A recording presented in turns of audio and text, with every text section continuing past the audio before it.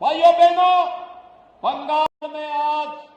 जय श्री राम के नारे लगाने को भी प्रतिबंधित करने का कार्य किया जाता है और हमले करवाए जाते हैं। लेकिन मैं बंगाल की सरकार से कहना चाहता हूं,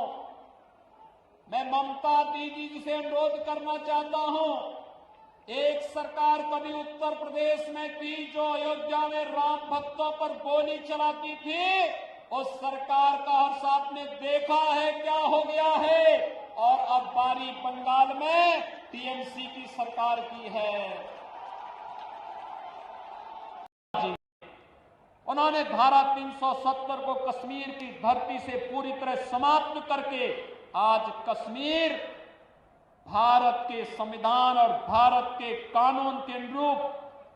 भारत की व्यवस्था के साथ चल करके विकास की एक नई ऊंचाइयों को पार कर रहा है। याद करिए, इसी धरती पर पैदा होने वाले डॉक्टर श्यामा प्रसाद मुखर्जी ने घोषणा की थी, एक देश में दो प्रधान, दो विधान और दो निशान। बंगाल के अंदर छल छद्म और धोखे से यहां पर लव जिहाद की घटनाओं को भी अंजाम दिया जा रहा है। हम लोगों ने यूपी के अंदर कानून बना दिया, लेकिन बंगाल के अंदर क्योंकि तुष्टीकरण की राजनीति है, न वह गौ तस्करी को यहां की सरकार रोक पा रही है और न ही लव जिहाद की उन घातक गतिविधियों को जिसका दुष्परिणाम आने वाले समय में बड़ा खतरनाक होने जा रहा है, वह यहां की सरकार इसको रोकने में पूरी तरह विफल है। और इसीलिए आज हम सब परिवर्तन यात्रा में आप सबका आह्वान कर रहे हैं। बंगाल के अंदर छल छद्म और धोखे से यहां पर लव जिहाद की घटनाओं को भी अंजाम दिया जा रहा है। हम लोगों ने यूपी के अंदर कानून बना दिया, लेकिन बंगाल के अंदर क्योंकि तुष्टीकरण की राजनीति है, न वह गौ तस्करी को यहां की सरकार रोक पा रही है और न ही लव जिहाद की उन घातक गतिविधियों को जिसका दुष्परिणाम आने वाले समय में बड़ा खतरनाक होने जा रहा है, वह यहां की सरकार इसको रोकने में पूरी तरह विफल है। और इसीलिए आज हम सब परिवर्तन यात्रा में आप सबका आह्वान करने के लिए आए हैं कि आपको राम भक्तों पर तो कोई रहम नहीं, लेकिन बंगाल के अंदर अराजकता पैदा करने वाले लोगों के साथ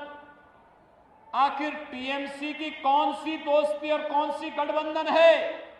जिसके कारण वह बंगाल की पूरी व्यवस्था को बदलने पर उतारू हो गए हैं।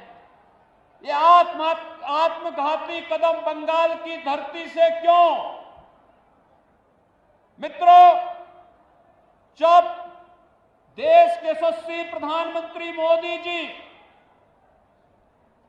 पाकिस्तान, बांग्लादेश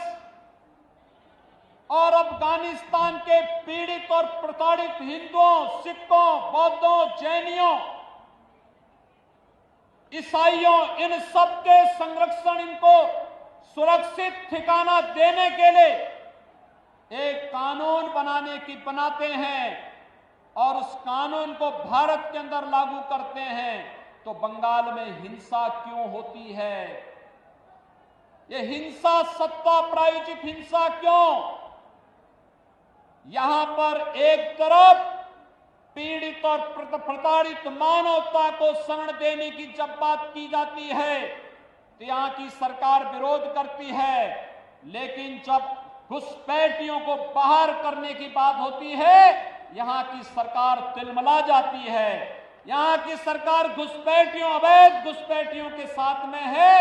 उसको यहां की जनता के साथ कोई लेना देना नहीं। और यही कारण है कि यहां की सरकार केंद्र सरकार की किसी भी कल्याणकारी योजना का लाभ यहां के नागरिकों को देने में पूरी तरह फेल है। उत्तर प्रदेश के अंदर 4 वर्षों में कोई दंगा नहीं हुआ, किसी पर्व और त्योहार को कोई मनाने से रोक नहीं सकता। कोई भी यात्रा वहां पर आज प्रतिबंधित नहीं है। बंगाल में तो न्यायपालिका को यहां की सरकार से कहना पड़ता है कि अगर उत्तर प्रदेश में दुर्गा पूजा का आयोजन हो सकता तो बंगाल में क्यों नहीं हो सकता है। आपको याद होगा जब दुर्गा पूजा का समय और ईद का समय एक ही साथ पड़ा था या मुहर्रम का समय एक साथ पड़ा था, तो यहां की सरकार ने मुहर्रम की जुलूस को तो अनुमति दी, लेकिन दुर्गा पूजा के पंडालों में प्रतिबंध लगा दिया था।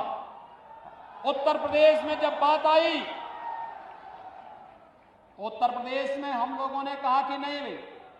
दुर्गा पूजा का जो समय होगा उस समय पूजा ही होगी और उस समय पूजा में कोई व्यवधान हम नहीं पड़ने देंगे।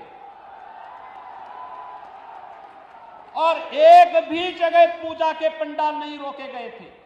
लेकिन बंगाल के अंदर बैन किए जाते हैं, पूजा को प्रतिबंधित किया जाता है, भावनाओं के साथ खिलवाड़ किया जाता है, गो तस्करों को प्रश्रय दिया जाता है, उनके समर्थन में सत्ता के यहां पर वक्तव्य आते हैं। ये मुझे आश्चर्य होता है इन सब बातों को लेकर के,